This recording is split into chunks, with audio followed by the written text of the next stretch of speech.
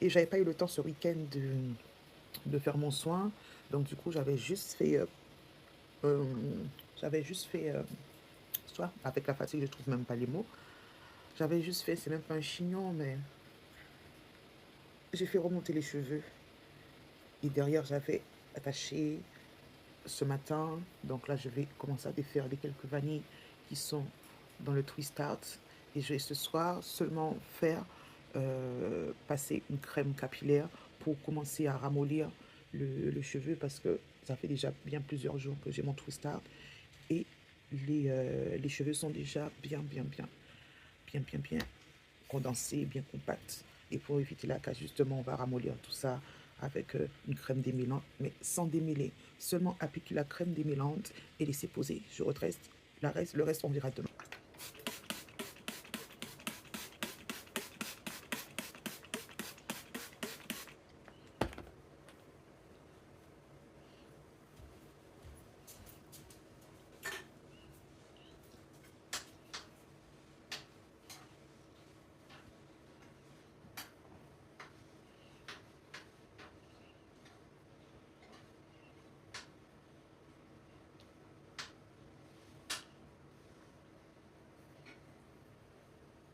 Je cherche toutes les petites vanilles qui traînent là. Ah, je sens une par ici, à l'arrière. J'avais fait une coupe où c'est un twist art, mais sur ce twist art, j'avais fait quelques vanilles ici et là, histoire de donner un peu de style, de caractère à ma coiffure du jour. Donc je l'ai défait, mais il faut que j'aille avec douceur pour justement ne pas casser les cheveux parce que cette fameuse vanille se sont emmêlées avec les twist art. En baby rasta, comme je vous l'ai dit, ben, mes cheveux se mêlent assez rapidement. Voilà, je pense que c'est la dernière. Et on est bon.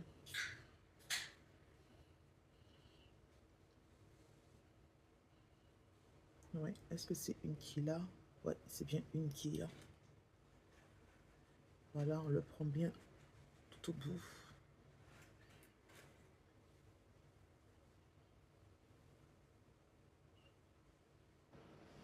Surtout ne pas hésiter à bien mouiller, hein. Si vous sentez qu'il n'y a pas suffisamment d'eau, vous faites des sections, vous divisez encore en deux et vous redonnez un coup de spray, hein.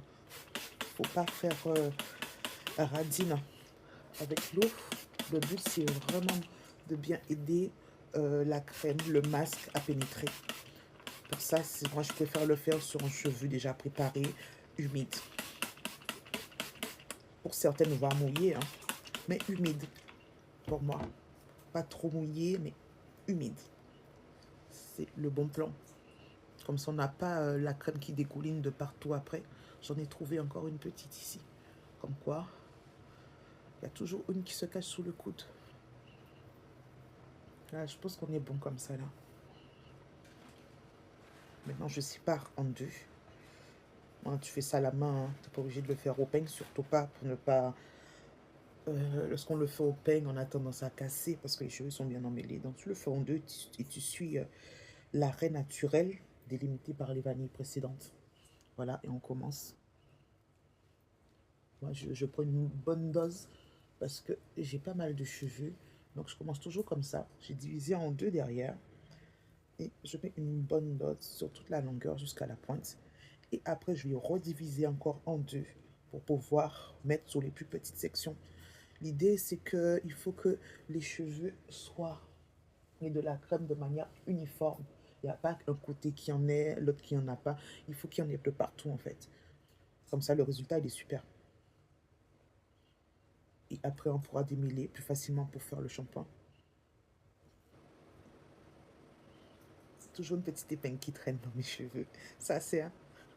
Comme ça, je peux, là, délimiter les sections et m'occuper seulement de cette section.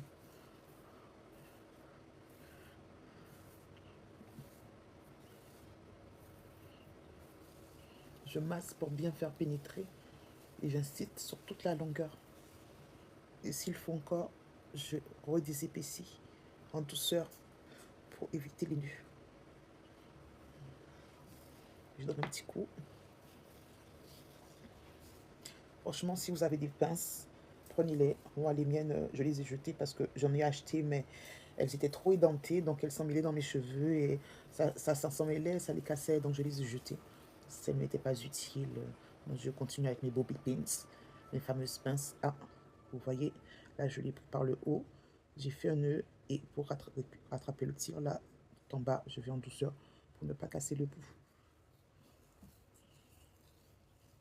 Voilà. Avec les doigts, je peux glisser dans les sections.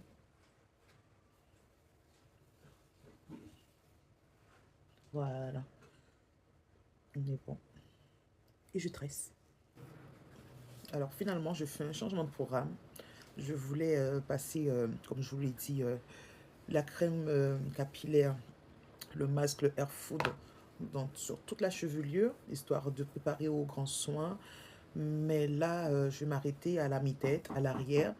Je vais faire le masque derrière pour lui apporter une hydratation et un démêlage. Comme ça, je refais des tresses et je referai un braid out derrière. Je vais garder devant cette coupe devant demain. Et c'est seulement demain, je vais m'occuper de cette partie du cheveu où je ferai la même chose. Alors, on est lundi, mardi, mercredi ou jeudi. Voilà, voilà.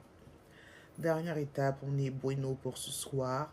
Je vais chercher mon petit bonnet satin qui traîne là, puisque j'ai les cheveux très humides pour ne pas mouiller la tête d'oreiller et pour ne pas perdre la matière. Allez, bisous.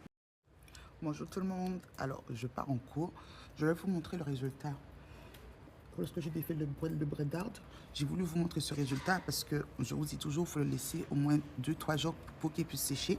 Et vu que j'ai mis pas mal de crème, on va dire que les boucles ne sont pas suffisamment secs pour être définies, mais on va dire qu'elles sont plus fraîches. Et il y a un côté plus fluffy, plus gonflé. Donc du coup, bon, ça ne me dérange pas, on va partir comme ça. Du coup, ça a ratréci sous la longueur. Du coup, voilà, voilà. Des bisous. C'est encore souple, mais à la longue, avec le temps, là, ça va bien s'emmêler. Donc, c'est pas l'idéal lorsqu'on veut faire des twist out ou des braid out, lorsqu'on fait la natte, qu'on le défasse le lendemain. Il faut attendre au minimum 24 heures à 48 heures. En tout cas, on soit sûr que la natte soit plus humide, quoi. Donc, du coup, regardez la longueur et comment elle s'est tirée. Vous voyez?